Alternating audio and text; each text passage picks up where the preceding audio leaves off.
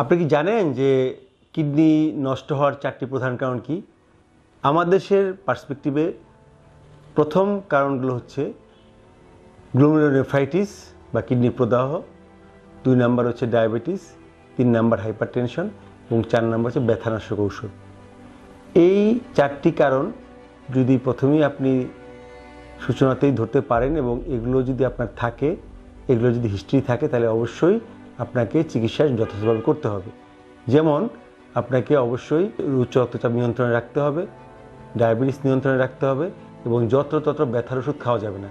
এমনকি আমাদের দেশে জ্বর যদি হয়, যদি সিজনাল ফ্লু হয়, তারপরে অ্যান্টিবায়োটিক দেওয়া হচ্ছে।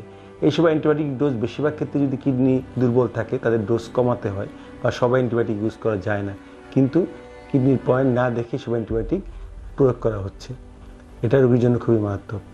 আর আরেকটা বিষয় হচ্ছে অবশ্যই প্রস্রাব পরীক্ষা করতে হবে, প্রস্রাবে অ্যালবুমিন এবং সুগার যাচ্ছে কিনা সেটাও দেখতে হবে, এবং রক্তে লোহিত কণিকার পরিমাণও দেখতে হবে, এবং ব্যথানাশক ওষুধ যত্রতত্র খাওয়া যাবে না। আর গ্লোমেরুলোনেফ্রাইটিস হলে অবশ্যই চিকিৎসা নিতে হবে, তাহলেই আপনি সুস্থ কিডনির অধিকারী হতে পারবেন।